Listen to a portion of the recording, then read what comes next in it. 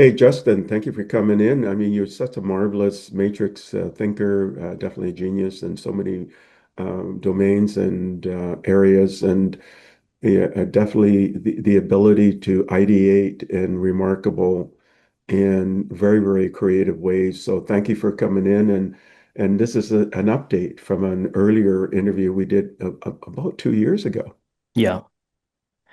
Yeah, it's a great honor to be here. And I remember the last time we were doing this interview in a recorded fashion. I was just about, or I had just finished the manuscript for Epic Journey, the book, and now 2 years later, it's about to come out. So I'm excited to see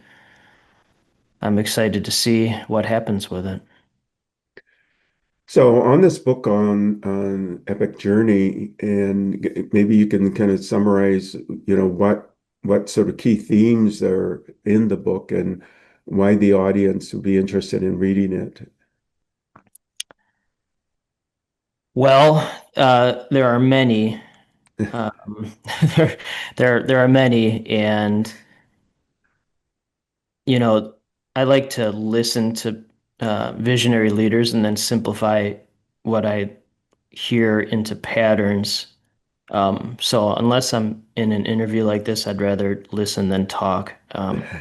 So my answers will be like patterns or lessons from everything I've learned from talking to people like us. But one of them is if you're not a litmus test for the people you serve, that's hypocrisy. So if you're not a litmus test for people you serve, that's hypocrisy. So many of the lessons in the book are things that I've experienced and then am going through and will continue to go through to be a litmus test for um, for the people I serve. And then hopefully what this book does is it helps heal what I call broken hearts. Um, and then how I've seen the world is, for the most part, and there certainly are exceptions, I think, including people like you, but for the most part, the world is a giant broken heart filled with individuals who have broken hearts, um, either through trauma or a difficult romantic relationship or some type of death or a disease. And instead of healing themselves, looking inward, they're projecting that trauma outward, um, which creates war, economy issues, politics, religion, the law. And I'm convinced at this point, if people were in the right relationship with themselves, and then secondly, in the right romantic relationship with the right partner, most of these things would not be taking place. So that's one. Two, um, um, that the world is being extremely damaged, harmed by masculine leadership, ego, regardless of gender, um, but masculine leadership, ego. And it's interesting because I'm technically a man, but it's about, embracing your divine feminine creativity, romantic harmony energy in all of us. And if you look at it in a biology way, men are technically half women, XY chromosome. So for the men out there, it's embracing that divine feminine leadership and harmony. Those are the two, those are the two main things. And then what I've experienced writing it, and then in the 2 years since, is going through, if you want to call it a spiritual awakening or dark night of the soul, ego dissolution, um, a full change of life. And it's going through that and learning from that and then not making excuses to, again, heal my heart, which hopefully helps other people heal their hearts. So it sounds like ultimately it's a search for a universal truth, and then Mm. that being personalized into some kind of personal truth Yeah. and fundamental understanding.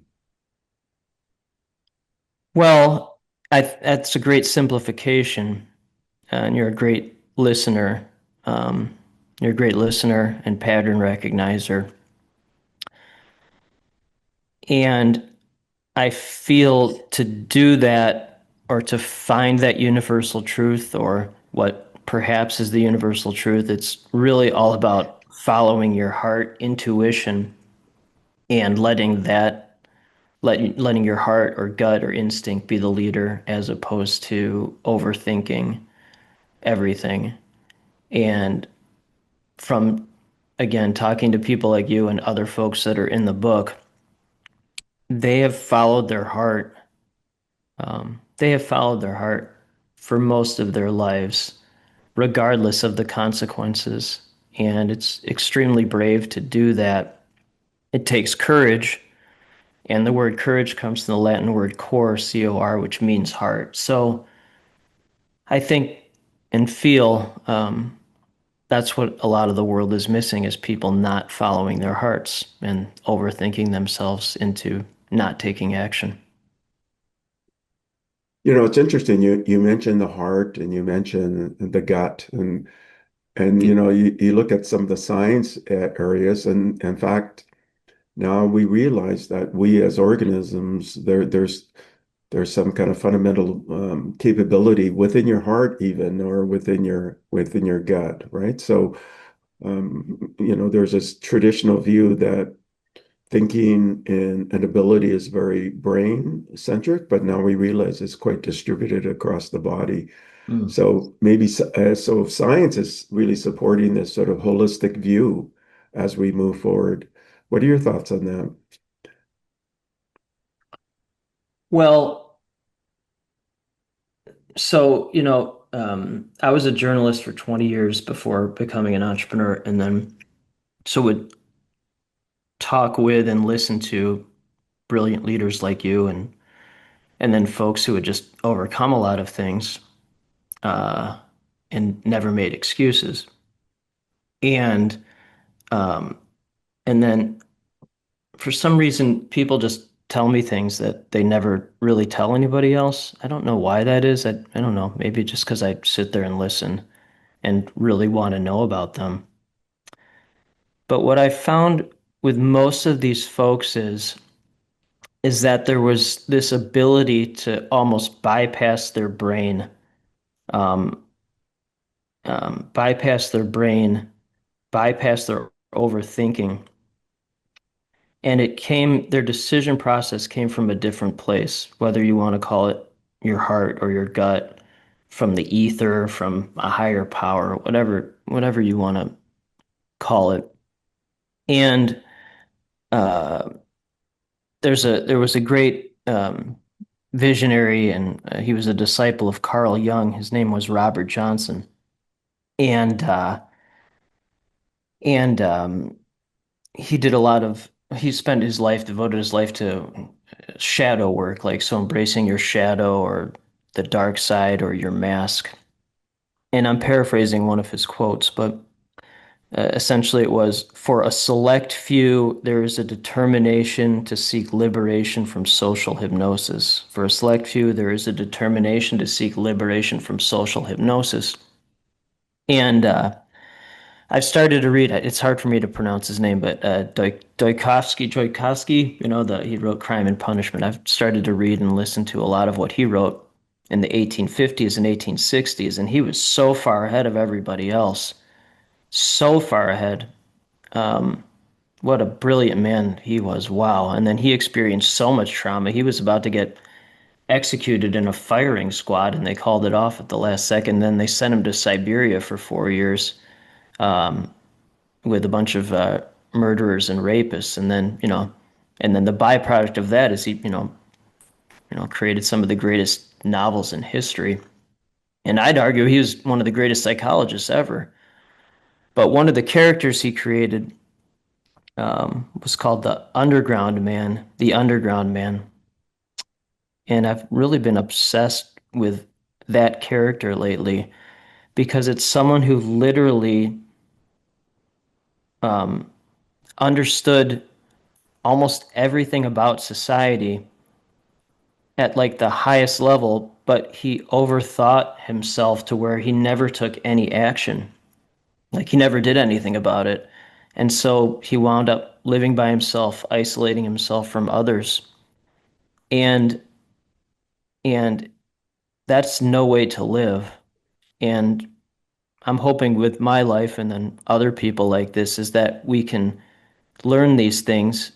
We can we can break free from the social hypnosis, but then not disappear from society, actually create something like a book or, you know, I like to write songs and created music companies and then started a healing sanctuary center that really excited to grow that. So create something from this knowledge with leading with heart and not disappearing because when it's one to be aware of these things or to learn these things and then see how most of the world is conditioned in fear. It's one thing to know that.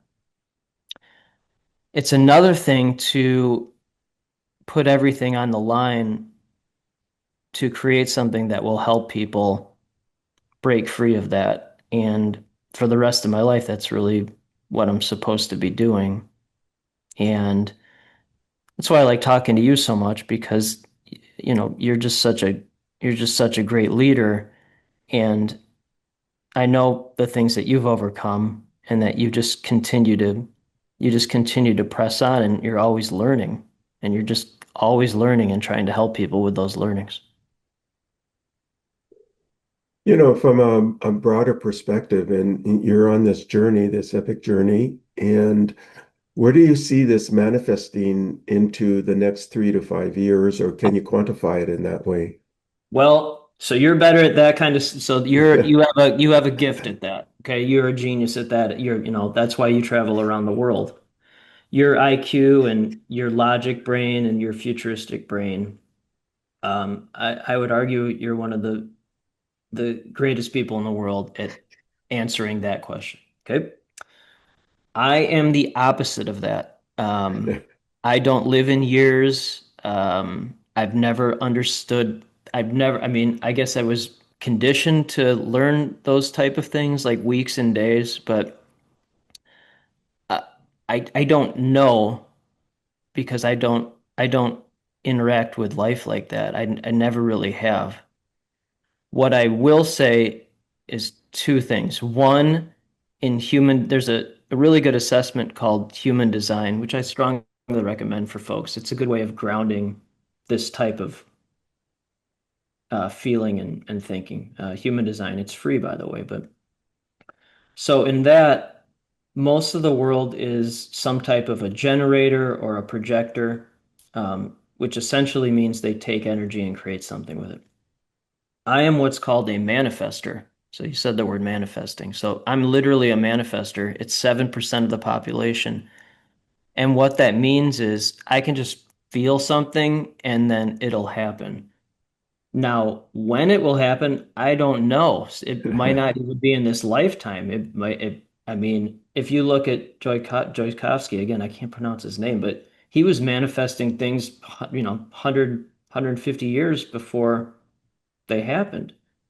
And my concern, or not my concern, but my goal, it has nothing to do with what happens in my actual physical body lifetime. It's creating something far, that far outlasts that. So I don't know. And then the second thing is, um, my 11-year-old son, Chase, he's also a manifester. Um, he's like my little buddy. He's like my little guiding angel. And when he was 9, we were talking about a similar question to what you just asked. We were talking about years and bending time and IQ. So he was 9, which was that was a fun conversation. But so I think Chase's answer is better than any answer I've ever heard. But he was 9. So he considers life one long great day. So yesterday's before you were born, tomorrow's after you die, and then so there's no years, there's no weeks, there's just one day. And then he said there are two things to have a great day. Only two. One, create more living things. So that could be a human, that could be a book, that could be a company, that could be, I don't know, a job for somebody. I'd plant a tree. And then two, the second thing is do what you like to do and what you're good at and keep getting better at that. So I'm good at listening and learning and creating things. And then I just want to keep getting better at that to help as many people as possible. There's this idea, you talk about manifest and a manifester. There's this idea that you can't predict now, what's going to happen. And in fact, in business, you can't have a business plan or a strategic plan that goes 1 or 2 years or 3 years out because things just change so Um, quickly. 2 days out. So that really speaks or aligns with your manifester, theme. Yeah.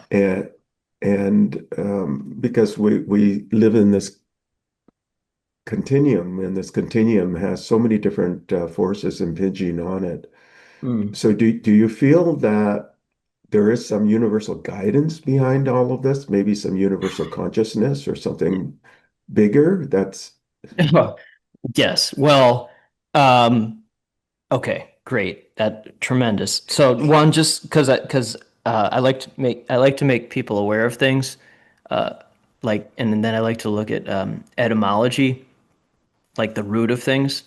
And then, so the word business comes from the Latin word bisignus, which means anxiety. So, well, that's what it means. That's literally what the word sale means dull and dirty. Religion means to bind. So, like, we're living in these constructs of anxiety, dull and dirty, binding. So, like, that's what these words actually, that's what they mean. So, and then we're conditioned to like scale your business, scale your anxiety, get a business coach, get an anxiety. So it's like, um, so again, it's good to be aware of those things, but then like, you know, inform, inform. Um, and then in terms of higher power or universal consciousness or creation, what I've learned is that, and I wrote this in the book, but that logic only goes so far. And after that, the only logic is illogic and love. That's it. There's because if you would have told me 2 years ago after I finished this manuscript, I would be talking like this or feeling like this or, you know, where I am in my life, I never, ever, ever would have believed that. I didn't believe any of this stuff 2 years ago. I had no idea what any of this stuff was. And and what I've learned is like to embrace all learnings in life, all ups and downs, and be grateful for all of it. And my personal opinion is all of this stuff that quote unquote I've done or I've written, it has nothing to do with me. It came from a somewhere else. It came from I don't what it came from universal consciousness. It came from a higher power. It came from the ether, whatever you want to describe that. And then I guess what my heart is good at is recognizing what things actually need to be communicated, no matter what, without making any excuses. So I hope that answers your question. yeah. You speak about the heart and communicating, and I can see you being the manifest of all the things that are happening. You absorb it, you Mm. fundamentally feel it, and then what you Yeah. do is you manifest it, and that's sort of like a continuing of locality, right? Where Mm. there's a continuing of moments, and you're living those moments as you're manifesting all the different inbound variables, whatever those variables are, and then it's kind of like Mm. infinite variables that are impinging on you, and then you manifest it and the moment as you live in this continuum. And you're aligning that with your in moment goals and of which you have some themes. The epic journey is a theme, Mm, and that's providing some kind of substrate of guidance for you. Um, it kind of reminds me of wow, something I've been thinking about. you're so smart. I call it the flywheel S10, and it has to do with technology. But the flywheel aspect of the S10 is underlying everything is energy, Mm, and on top of energy is, or above energy is hardware, and that hardware could be us even. It could be software, it could be human hardware, it could be right. planetary hardware, it could be life. But Yeah. from a technology standpoint, hardware would be like chips, semiconductors, quantum computers, supercomputers, your PC hardware. So you have this energy, that energy feeds the hardware, but we could expand on that into hardware being anything out, like anything that's in the planet. And then above that would be fabric, the ecosystem, the system aspect. In technology, that could be the cloud, but the fabric of which all of that feeds. And that fabric could be, like the universal harmony of the universe in some essence, right? Mm, And then on top of that is intelligence. But is that intelligence localized into people, or it could be in cells, could be in plant life, and maybe that intelligence is universal intelligence. Maybe it's an intelligence that pervades the universe by some kind of fundamental law of physics, almost like Penrose's idea, right? Or Federico Fagan. And then on top of that, yes. you have autonomy, and that autonomy could be, doesn't have to be human autonomy, it could be any kind of autonomy. But in a technological sense, it could be robots or autonomous vehicles, or it could be the way AI is going, right, with autonomous agents and things like that. But that could be applied to you. There's this kind of fundamental energy. You are human hardware, and then on that human hardware, you exist in some fabric Yeah. of moments. And within that, there's intelligence. And that gives you autonomy as well, Mm. moment to moment autonomy. What are your thoughts on that? Anytime, so I know a lot of smart people.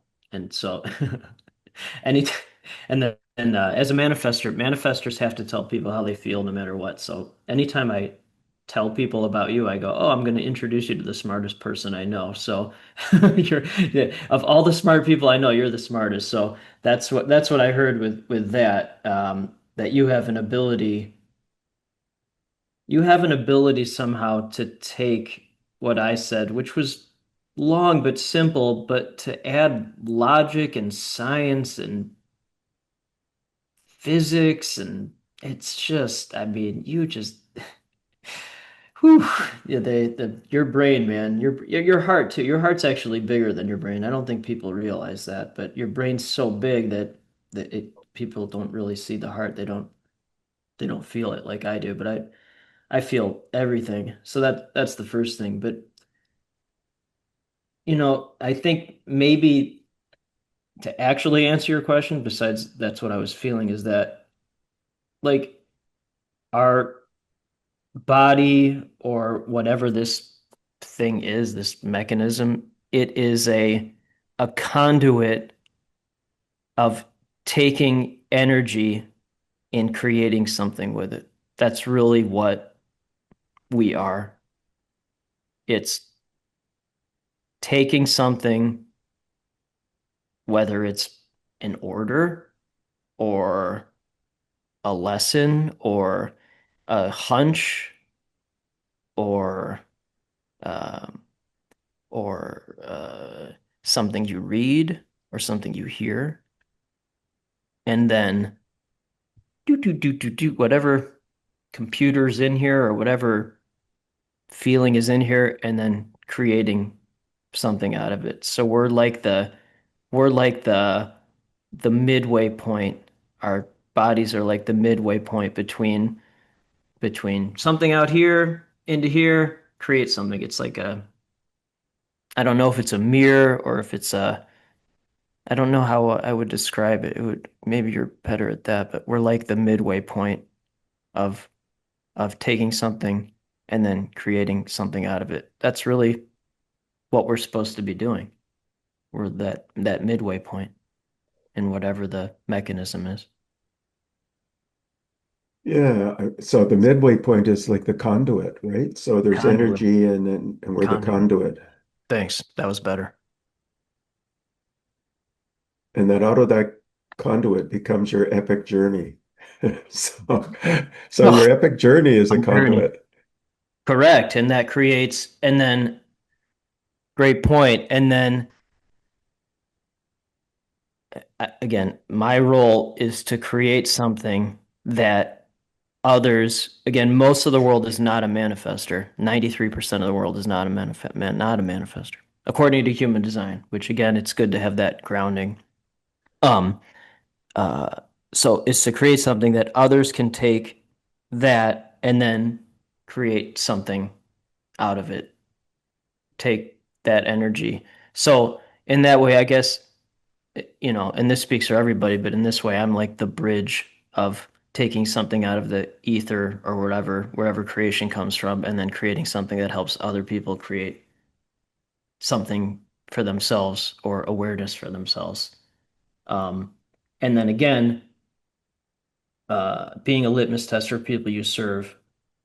And I have found there are a few exceptions, but for the most part, most of the people I talk to are all four of these things for the most part. So the four things from the people I talk to, again, most of them are all four. One is bankruptcy or potential bankruptcy. Two is depression. Three is the highest level of anxiety you can imagine. And four, trauma as a child or young adult. So bankruptcy or potential bankruptcy, two, depression, three, anxiety, and then four, trauma as a child or young adult. And then uh, most people I talk to are all four of those. The silver spoons are usually three of the four. I know a lot of silver spoons, but um, and then those people, they take those four things, take something out of the ether or whatever, and then um, and then create something out of it. And now the next step in my learning or my journey is, it's great to create something, but if you bypass healing your own heart first or not being with the right relationship first, then what I've learned is many times it's taking those four things and creating something based on that trauma as opposed to creating something based on healing. So that is the next evolution of my learning or my journey is creating something based on actually healing my own heart to help others create something that heal their own heart. And then again, is being a litmus test for people I serve, writing this book, and then in the 2 years since, my heart has broken. I don't even know how many times at this point. I don't even want to quantify that, but it has helped me learn how to heal my heart and then, more importantly, create companies and this book as well that will hopefully help others heal their own heart. Yeah. So the way I see this then is that, you talk about these four aspects of trauma, right? Yeah. And so four factors equals trauma. 4F equals trauma. There's a relationship. Yeah. And we could call that fear. So we could say the four Yes. F's is actually fear. Yeah. And so you could say F equals T, fear. The four factors of fear underwrite then and produce T. So F equals T. Hmm. And then ultimately the solution to F equals T is H, which is healing. F equals T. I'm writing this down. And then what would you put after the T? An equal sign or what? F All right. equals, so F representing fear, Yep. So really the four factors you mentioned encompass fear, Yes. and those fear equals trauma, so they're equivalent, right? Yes. Yes. And then an arrow pointing to healing. That's what it But is. it could be a power arrow, an arrow pointing upwards Ah, better. because it's going to elevate you out of fear, which is equal to trauma, an arrow pointing up into healing. So the trauma So is actually necessary to create the healing. Yeah, I would agree with that. right, and then the healing could actually be a superscript H because it's a power. So F equals T, upward arrow with a superscript H, which Hmm. is the healing. So, so hey, congrats on being a nerd. But I mean, I can imagine, my kids are really good athletes, and when I go to their events, I just kind of stand by myself because, having, hey, you know what? Let's not talk about the soccer lineup or baseball lineup today. Let's talk about F equals T with a subscript arrow to H. People would stare, but that's why it's so important. That's why it's so important when when you're like this and have feelings like this to find people like you where you can have these type of conversations because otherwise it's extremely lonely, extremely isolating. But how you simplified that, um, there's a couple things. One, that's a great creation. Two, that's absolutely a platform for healing, literally on global stages. Um, that's a company for sure, like something like that. Um, and and that this is a perfect example of exactly what I'm talking about in real time. You literally took exactly what we were talking about, and then you created, I guess, if you want to call it a solution or a mathematical equation. I mean, that is um, so. And again, so like I'm all heart. Like it's just I have a brain technically, but really I'm just all heart. And then just speaking how I feel. And many times it is not understood at all. Like it's just completely dismissed. I've gotten used to that.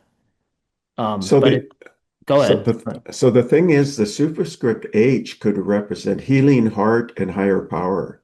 Healing, heart.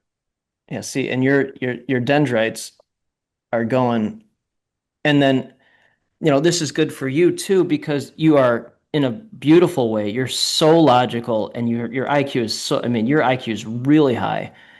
But then this challenges you to take that and put it into the heart, which is really what your strongest power is. It's just underappreciated overall. I mean, again, I have no filter, but so you just literally did that. And then you created something logical out of that, which is wonderful. But like this is why I don't make excuses and then just speak how I feel because every now and then it's rare, but every now and then that type of discussion will lead to that type of result, which what you just did. So, and then again, I manifested something from wherever, and then you took that energy and created something out of it. So that's exactly what I'm talking about in terms of being a manifester and then people taking that energy and creating something. So thanks for doing that in real time. And that's an absolute You want to patent that? You can patent it. I don't take any credit for it. So maybe we can talk about that on a global stage. But that would be fear equals trauma, upward arrow, subscript H, healing heart, higher power. That's a good one, my friend. That's a good one.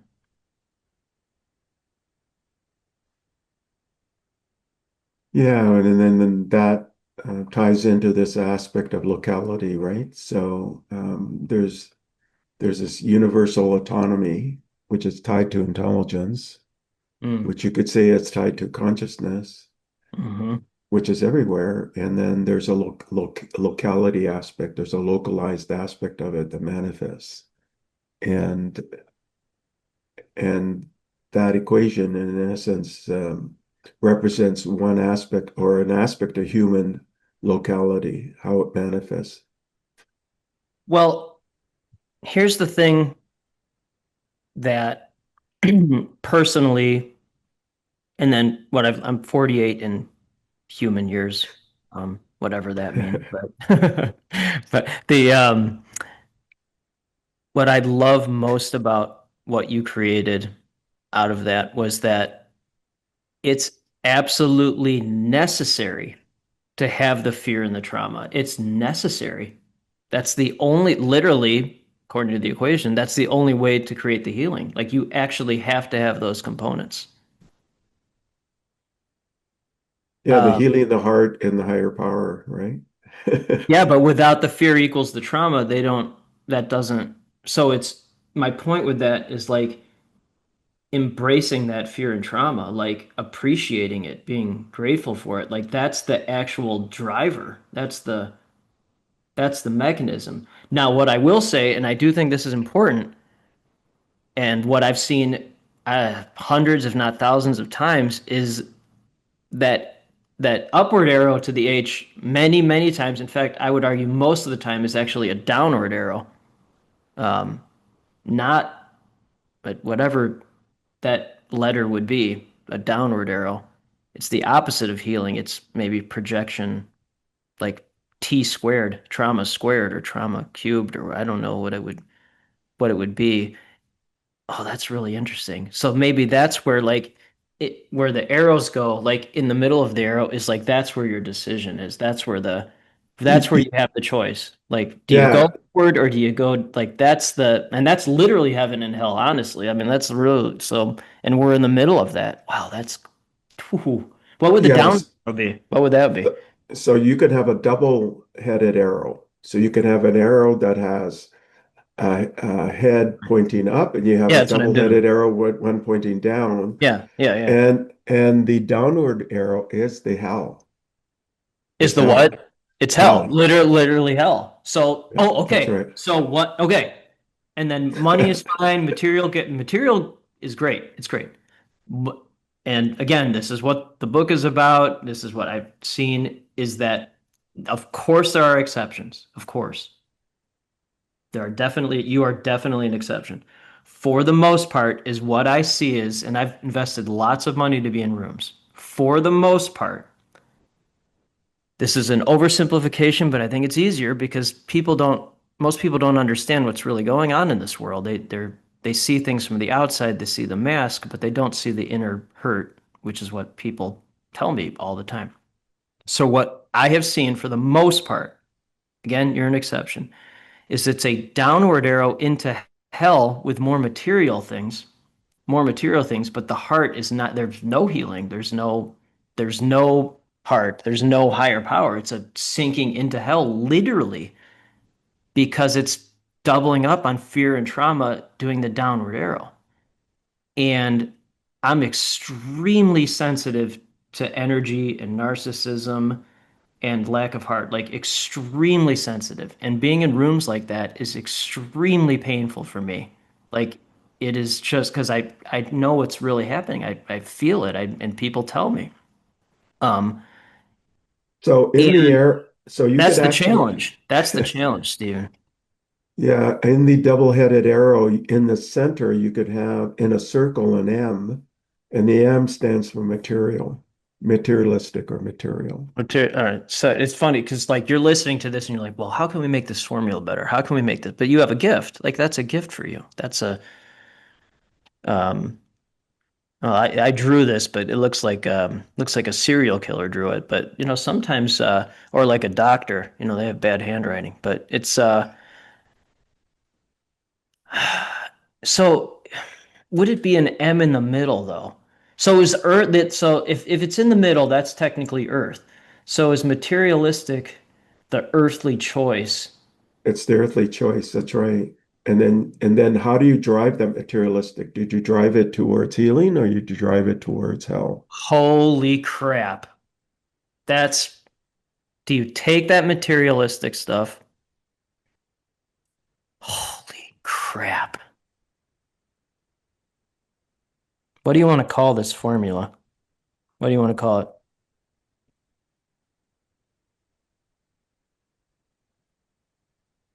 You could call it the healing continuum. HC. Can I swear? Holy shit, man. Oh my God. Wow. The healing continuum formula. Holy crap, dude. That's it. You just summed up okay, so you summed up consciousness. I guess we did, but I'm going to give you credit. Why not? But you summed it up.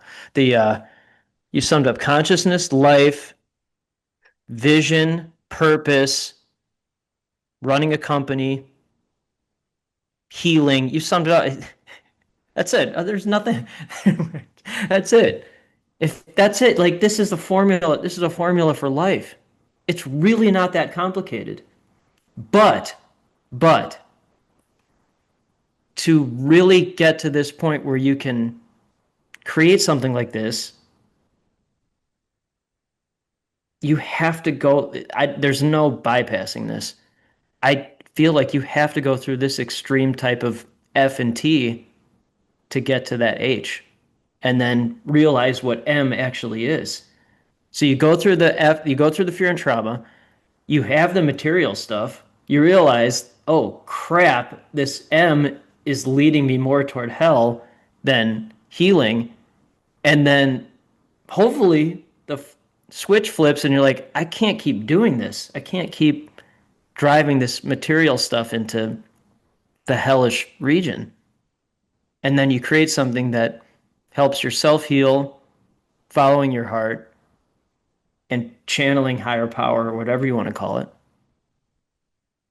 And then that is what genuinely can help others. So, Justin, we're at the very end of our dialogue, and Jesus Christ. I have to. I, I unfortunately have to go to another a meeting. So, what final recommendations do you want to leave the audience? This is a that's close. it. So No, much. no, I think we're done. No,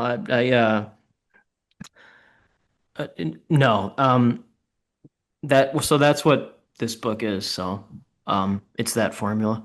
So, when it comes out, hope people read it and hope it helps them heal their hearts. That's it.